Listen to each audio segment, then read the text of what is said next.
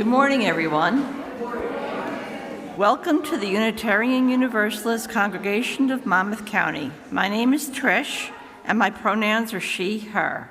I serve as a member of the Social Justice Committee, and as a greeter. I started coming here back in March of 24, so just about a year ago, and became a member in November. We are here on the land of the Lenni Lenape. Whoever you are, whomever you love, however you arrived at this beloved place, you are welcome here. Our mission is to create community, transform ourselves, and transform the world. I draw your attention to the back side of your orders of service for announcements and service information for next week. For those on the live stream and for video viewers, the order of service link is available to you in the YouTube service description box. After the service, refreshments will be served in the community room, and people of all ages are welcome to visit with one another. We'll also have some more information about the climate committee in the community room at coffee time. If you are new to us, please do check out our website, UUCMC.org, where you can sign up to get all the latest information of the congregation by email. We look forward to getting to know you better. Please put your devices on silent as we enter into worship together, and welcome again to this place of love and hope.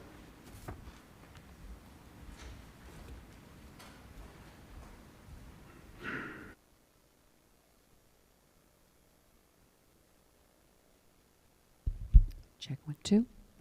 Good morning. So nice to be here. I haven't been here in a couple years, but it's really nice to be back, and thanks for coming out.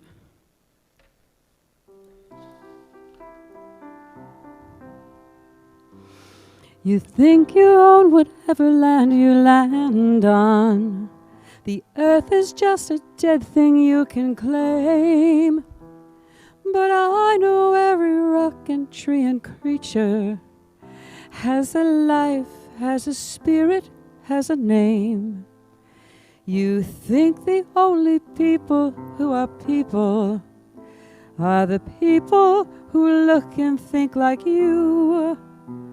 But if you walk the footsteps of a stranger, you'll learn things you never knew, you never knew.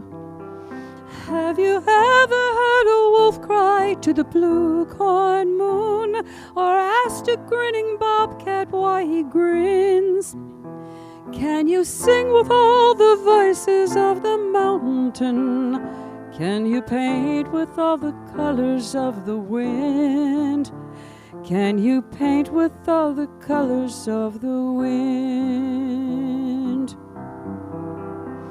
Come run the hidden pine trails of the forest. Come taste the sun-sweet berries of the earth. Come roll in all the riches all around you, and for once never wonder what they're worth. The rainstorm and the river are my brothers. The heron and the otter are my friends. And we are all connected to each other in a circle, in a hoop that never ends. Have you ever heard the wolf cry to the blue corn moon, or let the eagle tell you where he's been? Can you sing with all the voices of the mountain? Can you paint with all the colors of the wind? Can you paint with all the colors of the wind? How high does a sycamore grow? Well, if you cut it down, then you'll never know. And you'll never hear the wolf cry to the blue corn moon, for whether we are white or copper-skinned, we need to sing with all the voices of the mountain. We need to paint with all the colors of the wind. You can own the earth and still all you own is earth until you can paint with all the colors of the wind.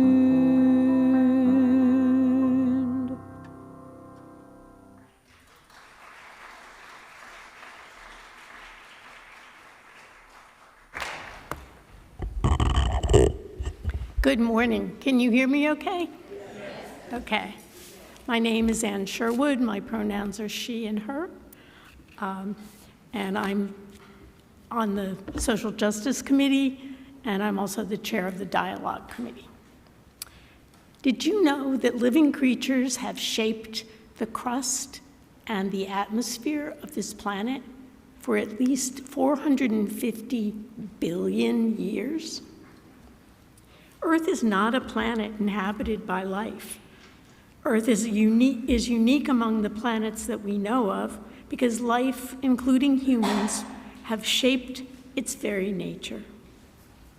The living planet experiences slow oscillations of its systems in and out of balance, and recognition that humans have greatly accelerated the movement toward planetary imbalance in recent years incites despair and the urge to use our technological prowess to fix it without regard for unintended consequences. The challenges are daunting and should not be minimized.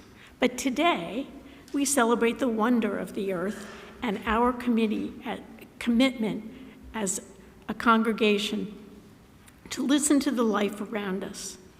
Climate justice is about acknowledging our role in climate change and then focusing on mitigating its effects on the people and other life forms most vulnerable. We invite you to imagine a world where building community truly means embracing humanity's place as part of the living earth and its fantastic capacity for adaptation and resilience. Come, let us worship together.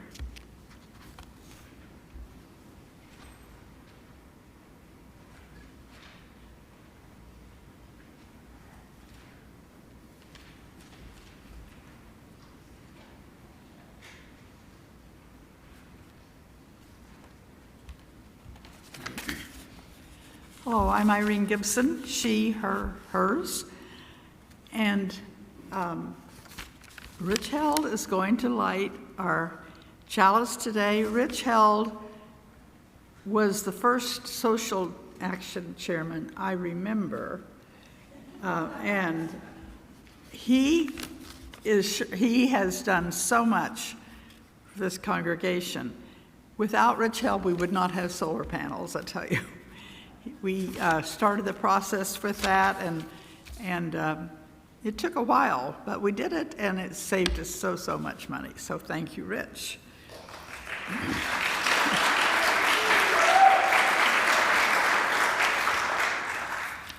We light our chalice today in honor of all of our congregation. All of our congregation has done as a whole, in small groups and individuals, in the practice of caring for the earth and for each other. It certainly takes a village. Thank you, Rich. Now, please stand as you're able and willing for our first hymn, number 1064. Thank you.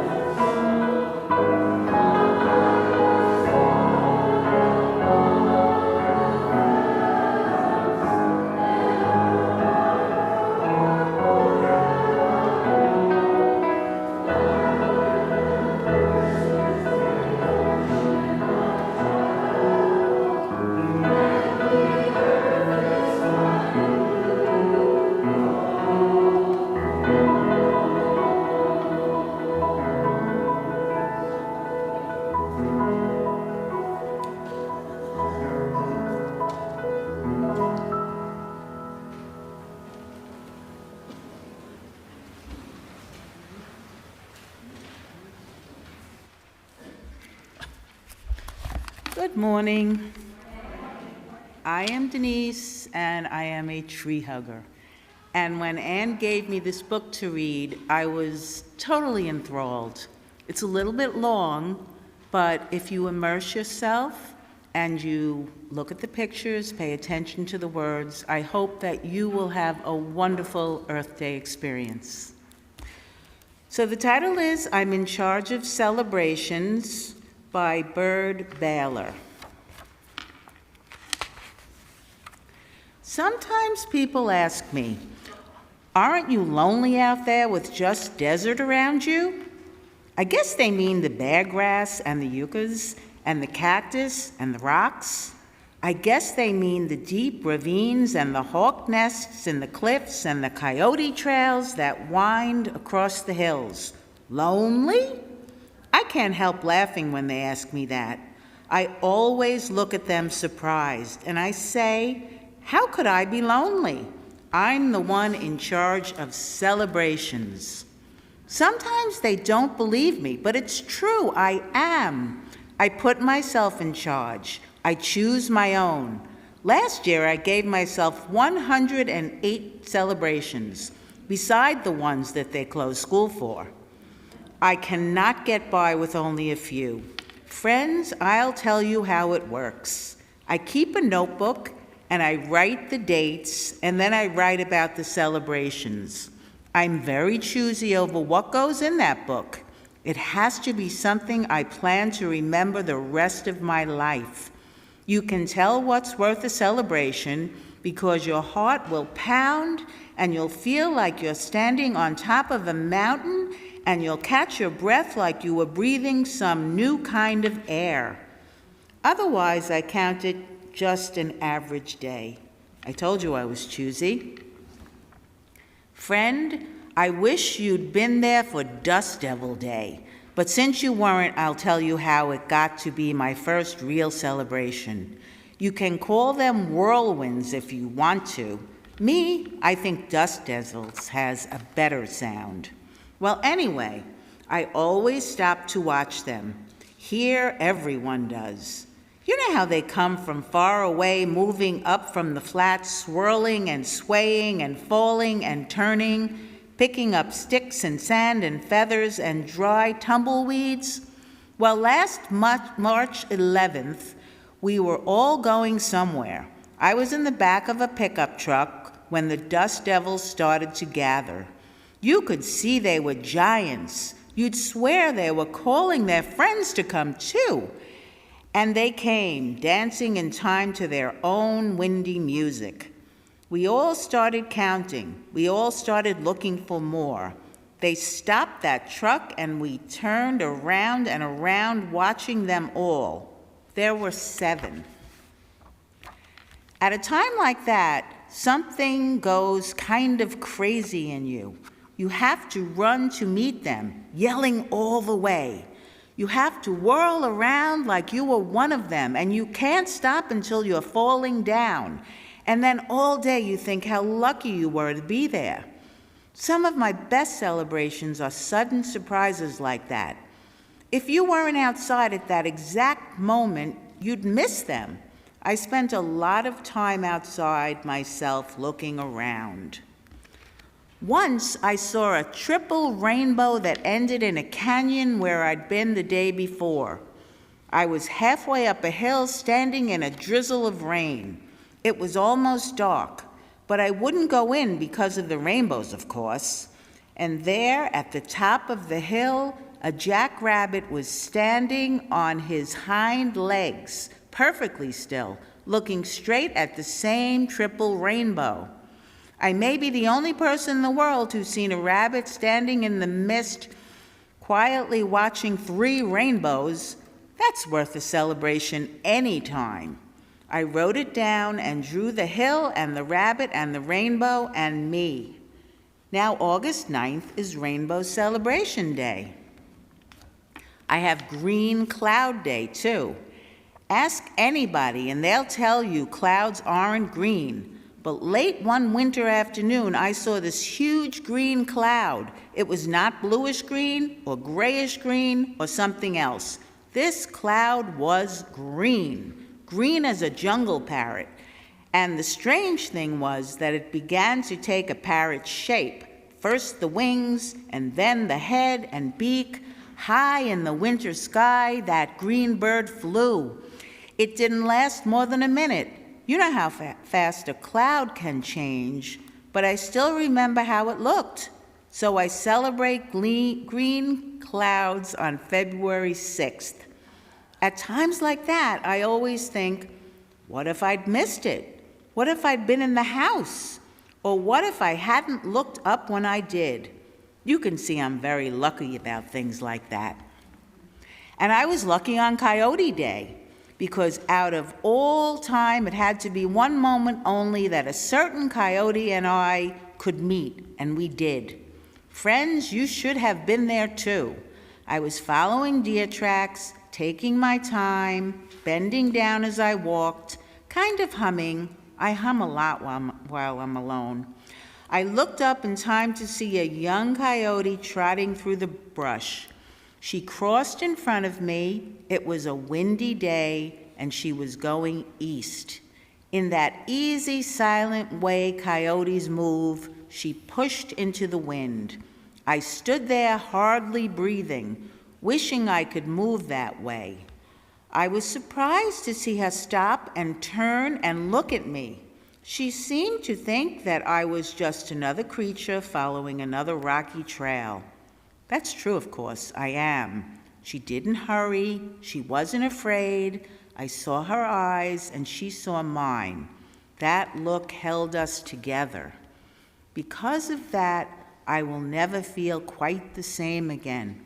So on September 28th, I celebrate Coyote Day. Here's what I do. I walk the trail, I walk that day, and I hum slowly as I go. Finally, I unwrap the feast I've brought for her. Last time it was 3 apples and some pumpkin seeds and an ear of corn and some big, soft, homemade ginger cookies. The next time, I happened to pass that way again. Coyote tracks went all around the rock where the food had been, and the food was gone. Next year, I'll make it even better. I'll bring an extra feast and eat there, too. Another one of my greatest of all celebrations is called the Time of Falling Stars. It lasts almost a week in the middle of August, and I wait all year for those hot summer nights when the sky goes wild. You can call them meteor showers if you want to. Me, I like to say they're falling stars. All that week I sleep outside. I give my full attention to the sky. And every time a streak of light goes shooting through the darkness, I feel my heart shoot out of me. One night I saw a fireball that left a long, red, blazing trail across the sky. And it was gone. I stood there looking up, not quite believing what I'd seen. The strange thing was, I met a man who told me he had seen it too while he was lying by a campfire 500 miles away. He said he did not sleep again that night. Suddenly, it seemed that we two spoke a language no one else could understand. Every August of my life, I'll think of that. Friend, I've saved my New Year's celebration until last. Mine is a little different from the one most people have. It comes in spring. To tell the truth, I never did feel like my New Year started January 1st. To me, that's just another winter day. I let my year begin when winter ends and morning light comes earlier, the way it should. That's when I feel like starting new. I wait until the white-winged doves are back from Mexico and wildflowers cover the hills and my favorite cactus blooms. It always makes me think, I ought to bloom myself. And that's when I start to plan my New Year celebration. I finally choose a day that is exactly right. Even the air has to be perfect, and the dirt has to feel good and warm on bare feet. Usually it's a Saturday around the end of April. I have a drum that I beat to signal the day. Then I go wandering off, following all of my favorite trails to all of the places I like. I check how everything is doing. I spend the day admiring things. If the old desert tortoise I know from last year is out strolling around, I'll go his direction a while. I celebrate with horned toads and ravens and lizards and quail. And friends, it's not a bad party. Walking back home, kind of humming, sometimes I think about those people who ask me if I'm lonely here. I have to laugh out loud.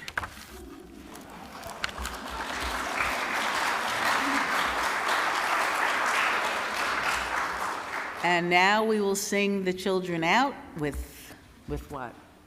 Go now in peace.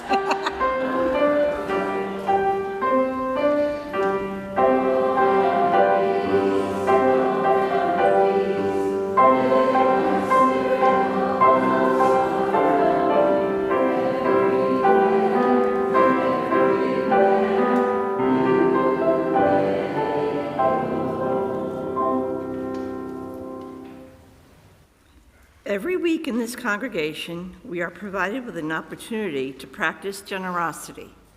This is your invitation to contribute to the well-being of our congregation and to our social justice partners through the good works of organizations, which will receive half of the monies collected each month. Our Share the Plate recipient for the month of April is the Sierra Club Foundation, one of whose goals is to encourage people to get outdoors, to explore and enjoy nature and protect the planet by supporting programs that reach across economic, cultural, and community lines. For those of you present here in the meeting house, the plates will be passed by the ushers. You may also join this time of generosity via text, send your offering by mail, or charge your contribution online with a memo designating the amount to the Sierra Club Foundation. Please give generously.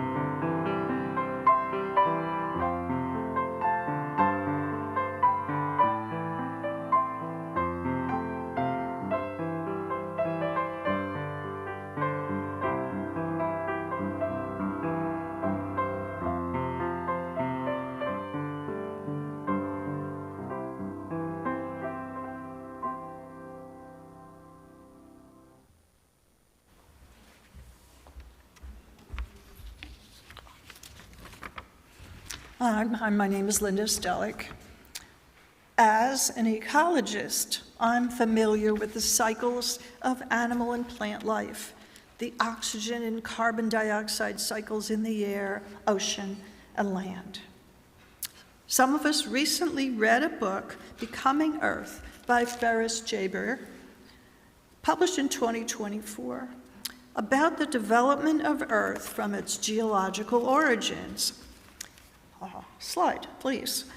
No, well, that's okay.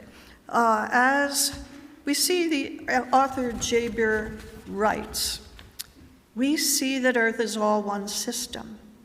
3.5 billion years ago, fragments of young Earth assembled themselves into the first genes, proteins, and cells. Microbes intermingled, exchanging DNA, consuming one another, and eventually merging into larger and more complex life forms.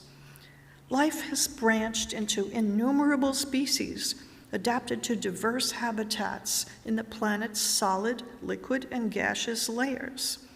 As species evolved, they altered their environments, oxygenating the atmosphere, redefining ocean chemistry, and turning crust into fertile soil. Okay. I became intrigued with the concept of Gaia, the Earth, as a living planet, through books by James Lovelock and co-authors. This is an illustration from one of the books of his that I have. I did have to alter it a little bit and put down in the corner tectonic subduction. Now that's when a piece of the Earth, when one part, okay, all right, crustal plates, the continental plates, one of them is going underneath the other one. Didn't realize that all the stuff that was on that continental plate is going under there too, and it's becoming liquid and turning into volcanic material. Lovelock wrote in 1979 that the Earth functions as a self-regulating living organism, perhaps the way a living being does. The name Gaia comes from a Greek earth goddess. Controversy arose at the very idea that Earth was a living being, and Lovelock was trashed by some critics for the living being idea. While writing his book, Ferris Jaber was intrigued by that idea, and he went to visit James Lovelock, who was at that time 100 years old. He said that he thinks of Gaia as a metaphor. Ecologists speak of climax communities, such as a temperate deciduous forest, an Amazon rainforest, a salt marsh. It was once believed that a climax community was optimal, the best terminal result, kind of like the climax civilization, kind of like Europe in the 1800s, you know. But as ecologists learn more, we see that ecological communities are not static, but they change over centuries in response to conditions. And we've been here for the last couple of centuries and able to really notice that. For instance, before 1900, the dominant tree in the northeast US deciduous forest was the American chestnut. But because of disease, they die, and so our deciduous forests are now dominated by oaks, hickories, and maples. Ferris Jaber writes that our Earth is resilient. Throughout its history, periods of relative stability have been punctuated by catastrophes such as volcanic eruptions and asteroid strikes. In each case, despite the extinction of most species, our planet recovered over thousands to millions of years, often becoming radically different. Living systems find ways to endure, from cell or cetacean, prairie to planet. Okay, let's just change that. But the stabilizing processes underlying this resilience operate so slowly that we don't see them in our human lifetimes. Here we are today, under the influence of the human species. We see that the balance of carbon dioxide and oxygen in our air is changing a bit precipitously, and that is what we are depending upon for our food and our breath.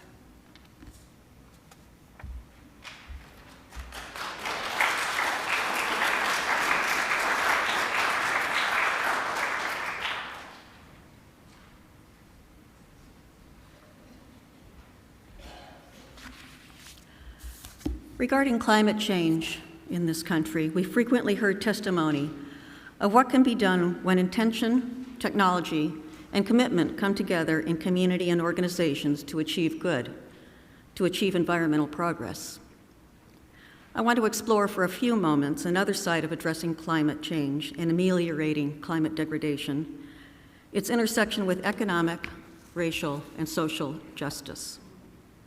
In her book, Is Science Enough?, Aviva Chomsky writes, "While technology must play a role in how we confront climate change, it's not enough to just incorporate new technologies and new regulations into existing economic models that are based on the plunder of the planet's resources. The global economy relies on ever-increasing consumption and economic growth, and the idea that new technologies will allow economies and consumption to continue to grow. But the model entails and is based on the exploitation of both the many and the planet in the interests of the few." End quote. This happens globally on many fronts, as in the removal of vast sectors of forest to harvest trees, which provide for desperately needed housing and acreage for farming to feed a growing global population, but puts profits into the hands of a few billionaires, while the inhabitants of first world and economically emerging countries alike are often at grave risk. Poor and working people just squeaking by economically are disproportionately situated in environmentally fragile areas, exposed to the toxins of industry and waste dumps, living and working in dangerous and unhealthy conditions, and having limited political clout, open to the predations of those with greater economic means and thereby political power. In our part of the world, central New Jersey, this can readily be seen in Newark and is especially and frighteningly bad in Ironbound, contained on all four sides by Newark's airport, highways, rail lines, and the Passaic River, one of the country's most polluted waterways. Ironbound has about 60,000 people in its 4 square miles. Ironbound is home to New Jersey's largest garbage incinerator, one of the country's most contaminated land sites, a former Agent Orange dioxin factory, active and abandoned industrial facilities, close flight paths, and truck routes on which thousands of diesel-powered trucks traverse daily. Home already to 3 fossil fuel power plants, the Passaic Valley Sewerage Commission recently received from the New Jersey Department of Environmental Protection a go-ahead to build a 4th power plant, purportedly needed as backup power for its wastewater treatment facility. The reason for this, given in the Commission's application, is that when Superstorm Sandy hit Ironbound, it sent the Passaic River's toxic waters into the community. As with many reports of infrastructure failings at that time, we learned of another of the ravages climate change can cause on vulnerable communities, and the need for remediations.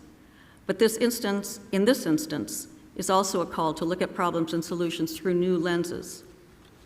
Residents, activists, and politicians have pointed to the lack of a compelling stated need for a 4th power plant, let alone a fossil fuel one, for which also ignores clean energy solutions that already exist and discounting the ability of grid-hardening technologies to address potential threats.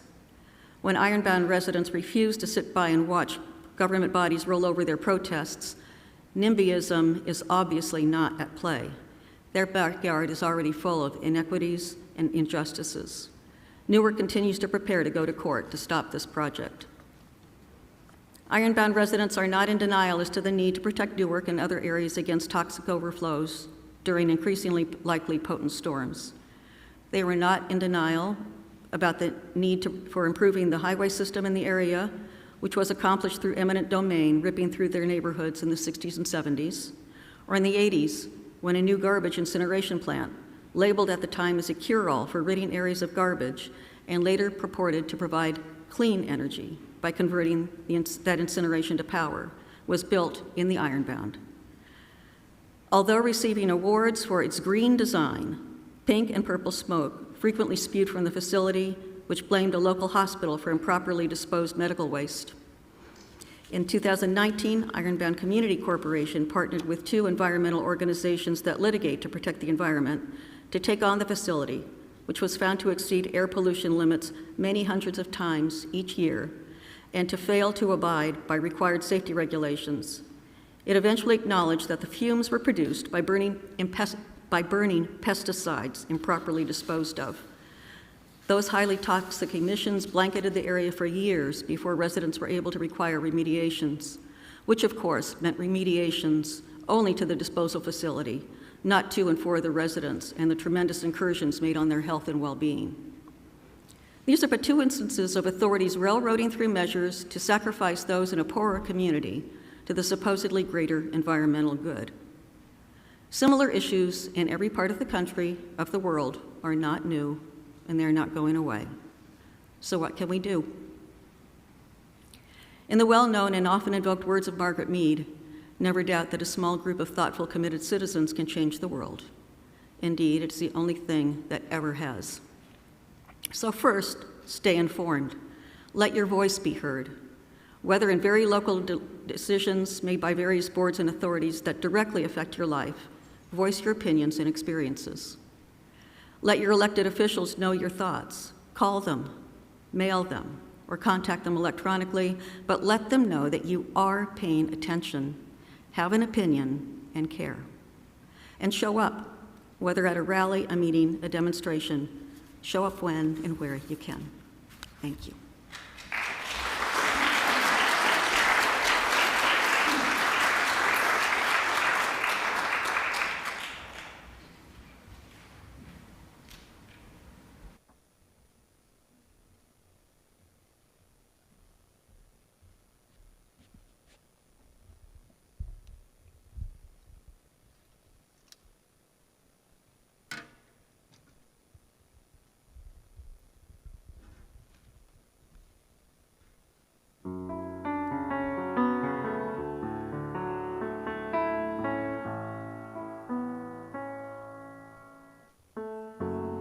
Letter from you and me together, tomorrow's in our hands now. Find the words that matter, say them out loud, make it better somehow. Looking down from up on the moon, well, it's a tiny blue marble. Who would have thought the ground we stand on could be so fragile? This is a love song to the earth. You're no ordinary world, a diamond in the universe. Heaven's poetry to us. Keep it safe, keep it safe, keep it safe, 'cause it's our world. It's not about possessions, money, or religions, how many years we might live, when the only real question that matters is still a matter of perspective. Looking down from up on the moon, well, it's a tiny blue marble. Who would have thought the ground we stand on could be so fragile? This is a love song to the earth. You're no ordinary world, a diamond in the universe. Heaven's poetry to us. Keep it safe, keep it safe, keep it safe, 'cause it's our world, 'cause it's our world, 'cause it's our world.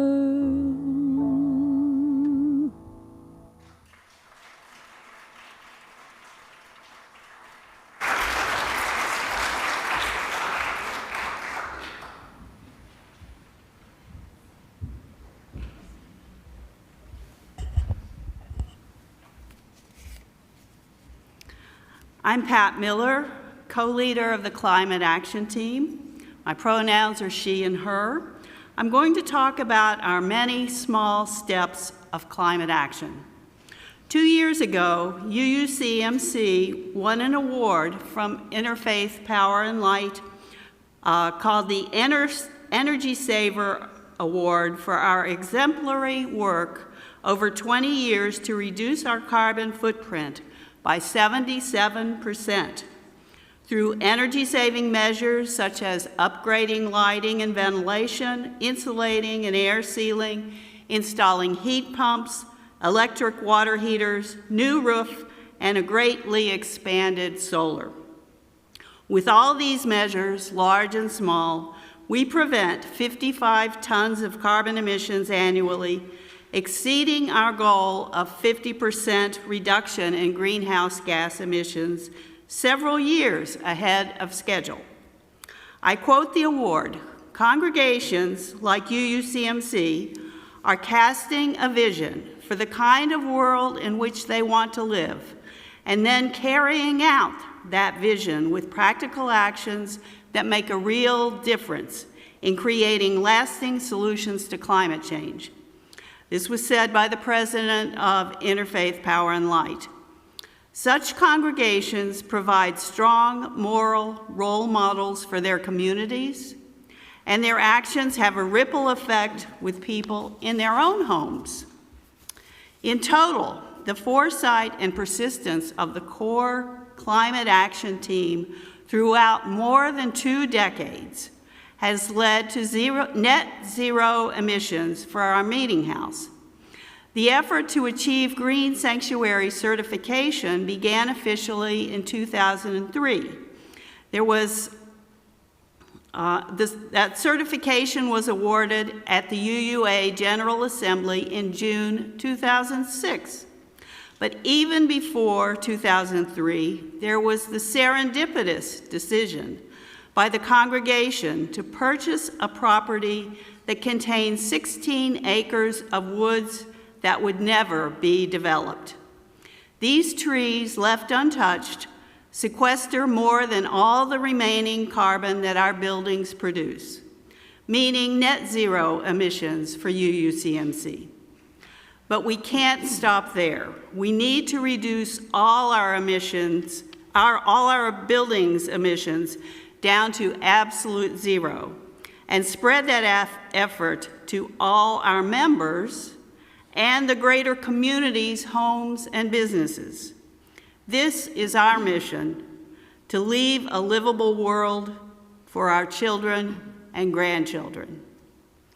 That is where Green Sanctuary 2030 comes in. It gives us the incentive to take many more small steps and report them as they happen, to continue our certification going forward. And my husband Steve will talk about that. Thank you, Pat. My name is Steve Miller. I co-lead the Climate Action Team, and I'm very pleased with the result of this. Talk slowly and get closer. A little bit closer, okay. This slide shows 22-year progress in reducing greenhouse gas emissions, and it is really impressive. And has won awards. But if you look at it and look at the right 3 years, the current 3 years, is absolutely flat. There's no recent progress over the 3 years. The red color bars you see show 17 tons of greenhouse gas emissions per year, and it's used by gas to heat the meeting house. So the question is, what are the UUCMC's next steps? So following are the steps that in a vision for electrification for UUCMC to help motivate our congregation. Eric Ober, chair of the Buildings Committee, and I agree we should quickly subscribe Meeting House and Edgewood as well to New Jersey community solar projects. Community solar energy is 21% lower cost for electricity than provided by JCP&L. So our vision over the next 10 years includes 3 major areas after we subscribe to community solar. First, we need to increase insulation in each of those rooms of the Learning Center. And as each of the classroom air conditioners, you can see them poke out of the front of the building, each of those breaks, we should be swapping in cold climate heat pumps for summer cooling and winter heating. And when the existing rooftop AC breaks, you can see it up on top when you look from the front, we could swap in a rooftop heat pump. And the result will be much lower use of natural gas. And this will make it much easier to subsequently replace the current gas boiler with a smaller heat pump. Second, in Edgewood, we need to swap in a heat pump for the first floor currently heated by an expensive oil boiler. And third, as prices decline for electrical storage batteries, we should consider installing one, and this will help with two problems. First, JCP&L penalizes us for having high peaks in electrical usage. A battery would level off the energy use and might halve our electrical bill from JCP&L. And second, a battery is likely to become a standardized way to sell our stored electricity as requested by JCP&L in the future to handle its peak loads on the grid. And these projects will enable our congregation to win more awards and provide shining examples for members to follow and electrify their own home, and use as examples for the businesses where you work and the communities where you live. Pat and I helped create a team of 19 people who are trained electrification coaches across New Jersey. We provide free advice to create the most cost-effective electrification plan for any New Jersey resident or small business like UUC. Just 2 days ago, in fact, Pat and I had a coaching session with a UUCMC member. So please visit us afterwards in the community room and sign up for free coaching to help plan your own electrification plan. Thank you.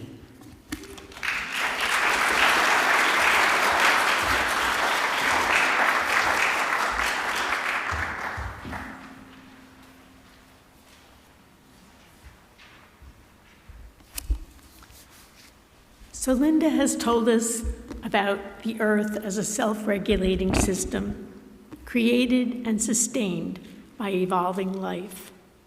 Judy has described human abilities to push that self-regulating system beyond its capacity and the angering and heartbreaking consequences for people and other living organisms. Pat and Steve have given us hope with the story of small steps by a dedicated community of humans here at UUCMC, and that allowed us to greatly reduce our carbon footprint. You may wonder what this has to do with listening to the colors of the wind. That has to do with partnering with the rest of the world. I invite you to let go of any notion that plants, animals, insects, and microorganisms have little or no agency over their lives and are unaware that we share the world with them.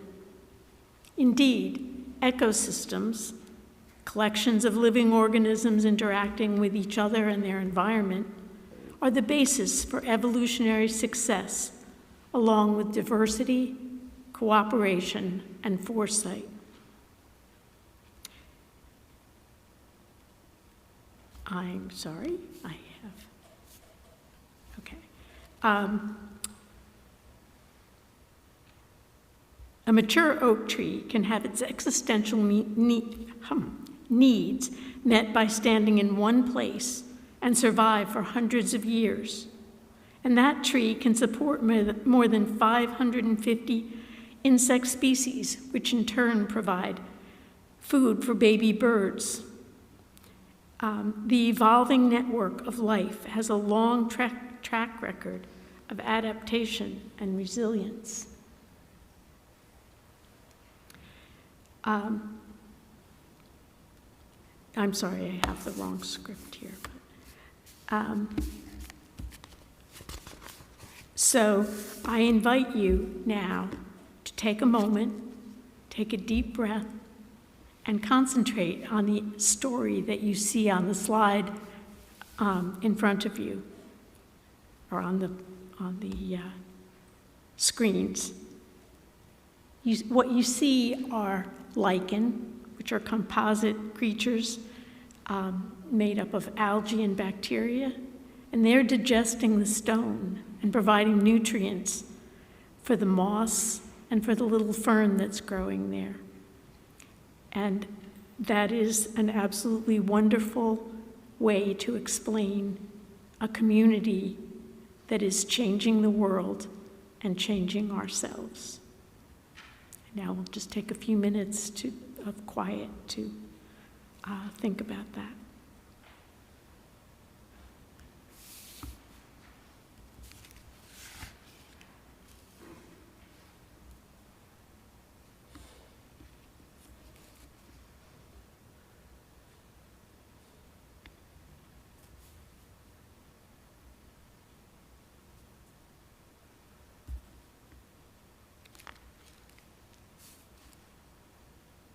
And now I invite you to join in singing the final hymn, "The Tide is Rising," and the words for that hymn are found in the order of service.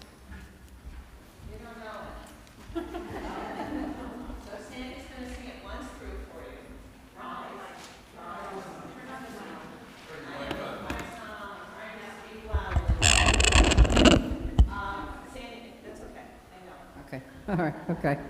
Now, I'm going to sing the first one, and then you're going to come in on the second verse, which you can see it says number 2. And the tag at the end is where it says, "This is where we are called to be." That's actually sung twice, so just so you know what's going on.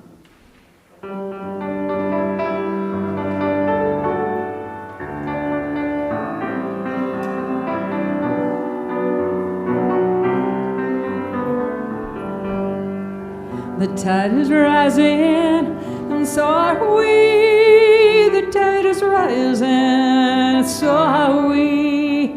The tide is rising, and so are we. This is where we are called to be. This is where we are called to be. The task is mighty, and so are we. The task is mighty, and so are we. The task is mighty, and so are we. This is where we are called to be. This is where we are called to be. The land is holy, and so are we. The land is holy, and so are we. The land is holy, and so are we. This is where we are called to be. Whoa, this is where we are called to be.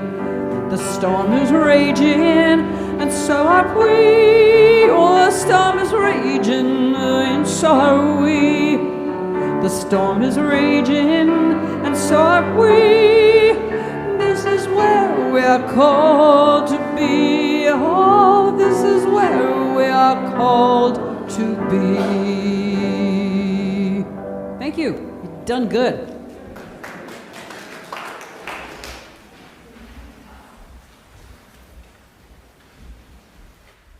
And now, in the words of Ferris Jaber, the earth has shown us the power of community, diversity, and reciprocity. Among all existing creatures, we alone have the opportunity to consciously emulate our living planet and knowingly perpetuate its sublime composition. We are neither the cancer of the earth nor the cure. We are its progeny, its poetry, and its mirror. Blessed be.